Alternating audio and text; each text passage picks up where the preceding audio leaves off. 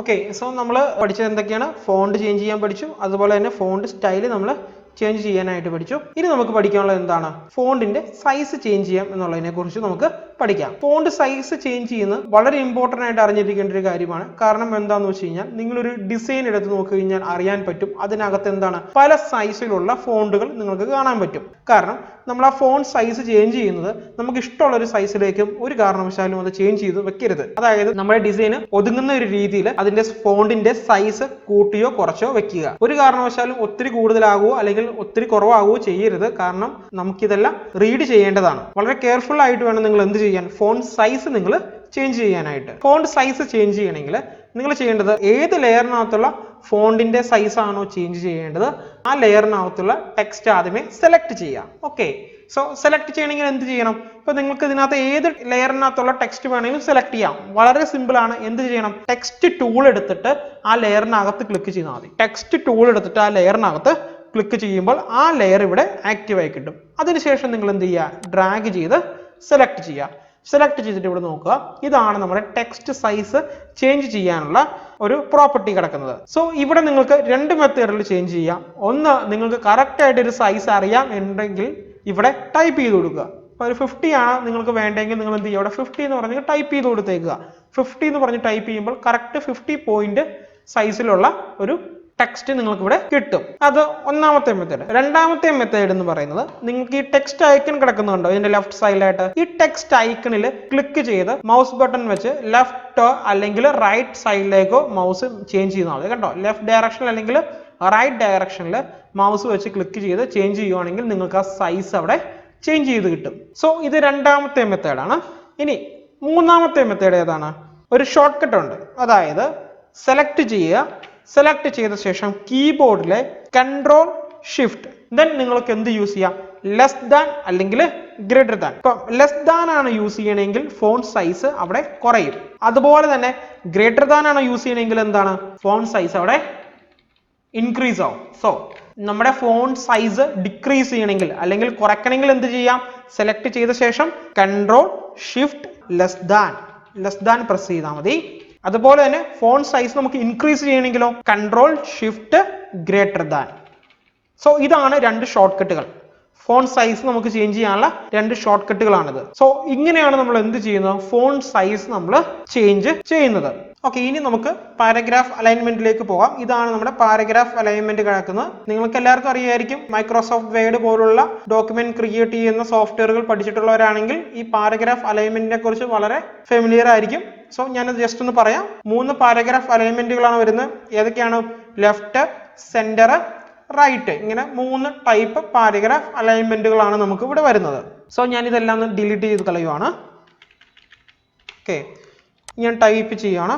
ഞാൻ ഇവിടെ ഒരു പാരഗ്രാഫ് ഞാൻ ടൈപ്പ് ചെയ്തിട്ടുണ്ട്. ഈ പാരഗ്രാഫ് ടൈപ്പ് ചെയ്യുന്ന കാര്യങ്ങളൊക്കെ നിങ്ങൾക്ക് അറിയാവുന്നതായിരിക്കും. അതായത് ഒരു ലൈൻ ടൈപ്പ് ചെയ്ത ശേഷം അടുത്ത ലൈനിലേക്ക് പോകണമെങ്കിൽ നമ്മൾ എന്ത് ചെയ്യണം? അവിടെ വെച്ച് കീബോർഡിലെ എൻ്റർ കീ പ്രസ് ചെയ്താൽ മതി കേട്ടോ. കീബോർഡിലെ എൻ്റർ കീ പ്രസ് ചെയ്യുവാണെങ്കിൽ നമുക്ക് എന്ത് കിട്ടും? നെക്സ്റ്റ് ലൈൻ കിട്ടും. ദെൻ അവിടെയും ടൈപ്പ് ചെയ്തു, അവിടെയും ടൈപ്പ് ചെയ്തിട്ട് അടുത്ത ലൈനിലേക്ക് പോകാൻ വേണ്ടിയിട്ട് നിങ്ങൾ എന്ത് ചെയ്യുക? വീണ്ടും നിങ്ങൾ എന്ത് ചെയ്യുക? എൻ്റർ കീ പ്രസ് ചെയ്യുക. ഞാൻ ഇത്രയും ഇവിടെ ഞാൻ ടൈപ്പ് ചെയ്തിട്ടുണ്ട്. ഇത്രയും ചെയ്തതിന് ശേഷം നിങ്ങൾ എന്ത് ചെയ്യുക? സെലക്ട് ചെയ്യുക. സെലക്ട് ചെയ്തതിന് ശേഷം ഇവിടെ കണ്ടോ 3 അലൈൻമെന്റുകളാണ് വരുന്നത് അല്ലേ? Left, centre, right. കണ്ടോ, ഇത് ലെഫ്റ്റ് അലൈൻമെന്റ്, ഇതെന്താണ്? സെന്റർ അലൈൻമെന്റ്, ഇതെന്താണ്? റൈറ്റ് അലൈൻമെന്റ്. ഇത് കാണാൻ സാധിക്കാത്തത് ഫോണ്ട് സൈസ് വളരെ കൂടുതലാണ്. അതുകൊണ്ടാണ് ഞാൻ ജസ്റ്റ് ഫോണ്ട് സൈസ് ഒന്ന് കുറയ്ക്കാം. ഓക്കെ, ഫോണ്ട് സൈസ് കുറച്ചിട്ട് ഞാൻ ഒന്ന് ഡ്രാഗ് ചെയ്ത് ഇവിടെ വെക്കുവാണ്. ഓക്കെ, സോ ഇവിടെ നോക്കുക, ഇതിപ്പം ലെഫ്റ്റ് അലൈൻമെന്റ് ആണ് അല്ലേ? ലെഫ്റ്റ് അലൈൻമെന്റ് എന്ന് പറയുന്നത് കണ്ടോ, ഈ ലെഫ്റ്റ് സൈഡിലെല്ലാം ഒരേ ലെവൽ വരും. അതാണ് എന്ത്? ലെഫ്റ്റ് അലൈൻമെന്റ് എന്ന് പറയുന്നത്. ഇനി ഏതാണ്? സെന്റർ അലൈൻമെന്റ് ഉണ്ട്. സെന്റർ അലൈൻമെന്റ് മീൻസ് ഇത് കണ്ടോ, ഇതിന്റെ സെന്റർ എല്ലാം ഒരേ ലെവലിൽ വരും. അതാണ് എന്ത്? സെന്റർ അലൈൻമെന്റ് എന്ന് പറയുന്നത്. ദെൻ അതിനുശേഷം ഏതാണ്? റൈറ്റ് അലൈൻമെന്റ് ഉണ്ട്. കണ്ടോ, റൈറ്റ് അലൈൻമെന്റ് എന്ന് പറയുന്നത് എന്താണ്? അതിന്റെ റൈറ്റ് സൈഡുകളെല്ലാം ഒരേ ലെവലിൽ കിട്ടും. അതാണത് റൈറ്റ് അലൈൻമെന്റ് എന്ന് പറയുന്നത്. സോ ഇതാണ് നമ്മുടെ അലൈൻമെന്റ് എന്ന് പറയുന്നത്. 3 അലൈൻമെന്റുകൾ ഏതൊക്കെയാണ്? Left, centre, right. ഇങ്ങനെ 3 പാരഗ്രാഫ് അലൈൻമെന്റുകളാണ് നമുക്ക് ഇതിനകത്ത് വരുന്നത്. ഓക്കെ ആണല്ലോ.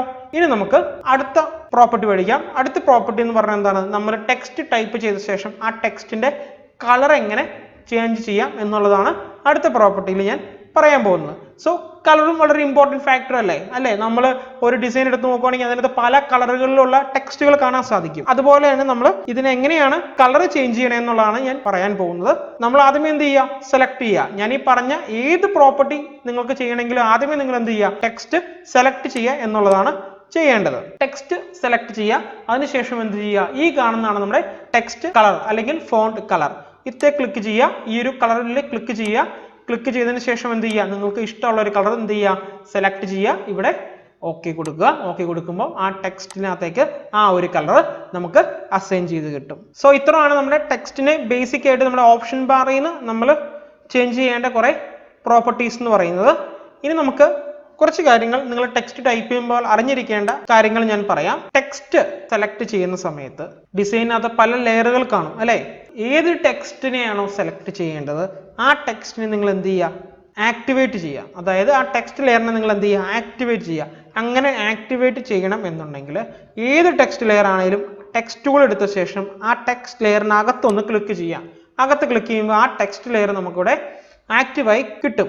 സോ എന്ത് ചെയ്യുക, നിങ്ങൾ ഇത് മൊത്തം ഡ്രാഗ് ചെയ്ത് സെലക്ട് ചെയ്യുക. അങ്ങനെയാണ് നിങ്ങൾ ടെക്സ്റ്റ് സെലക്ട് ചെയ്യേണ്ടത്. ഈ ഒരു മെത്തേഡിലല്ലാതെ നിങ്ങൾ ടെക്സ്റ്റ് ലെയർ ആക്ടിവേറ്റ് ചെയ്യാതെ ക്ലിക്ക് ചെയ്ത് ഡ്രാഗ് ചെയ്ത് കഴിഞ്ഞാൽ കണ്ടോ, ഇതൊരു ഏരിയ ടൈപ്പ് ടൂളിലേക്ക് പോകും. ഇങ്ങനെ ഒരു കാരണവശാലും ചെയ്യരുത്.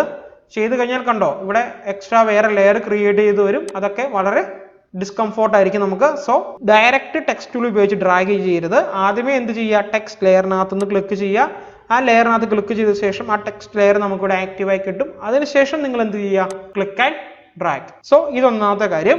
രണ്ടാമത്തെ കാര്യം, നമ്മൾ ടെക്സ്റ്റ് ടൈപ്പ് ചെയ്ത് കഴിഞ്ഞ ശേഷം ആ ടെക്സ്റ്റ് ടൂളിൽ നിന്ന് എക്സിറ്റ് ചെയ്യാൻ നിങ്ങൾ എന്ത് ചെയ്യണം, കീബോർഡിലെ എൻ്റർ കീ പ്രസ് ചെയ്യുക. കീബോർഡിലെ ലെറ്ററിന്റെ കൂടെയുള്ള എൻ്റർ കീ അല്ല നമ്മൾ പ്രസ് ചെയ്യേണ്ടത്. നമുക്ക് ഇവിടെ നംപാഡില്ലേ, അതായത് നമ്പർ പാഡിന്റെ കൂടെ ഒരു എൻ്റർ കീ ഉണ്ട് റൈറ്റ് സൈഡിലായിട്ട് കീബോർഡിന്റെ. ഓക്കെ, കുറച്ചും കൂടെ ഹൈറ്റ് കൂടിയിട്ട് വരുന്നത്. അതിന് എന്ത് ചെയ്യുക, ആ എൻ്റർ കീ യൂസ് ചെയ്ത് നമുക്ക് എന്ത് ചെയ്യാം, ഈ ടെക്സ്റ്റിന്റെ ക്രിയേഷൻ നമുക്കിവിടെ അവസാനിപ്പിക്കാനായിട്ട് സാധിക്കും. സോ ഈ രണ്ട് കാര്യങ്ങൾ നിങ്ങളൊന്ന് മസ്റ്റ് ആയിട്ടൊന്ന് അറിഞ്ഞിരിക്കുക. ഇങ്ങനെ ചെയ്യുവാണെങ്കിൽ നിങ്ങൾക്ക് കുറച്ചും കൂടെ എളുപ്പത്തിൽ ടെക്സ്റ്റ് ടൈപ്പ് ചെയ്യുന്ന ടൈമിൽ നന്നായിട്ട് ചെയ്യാൻ സാധിക്കും. ഓക്കെ.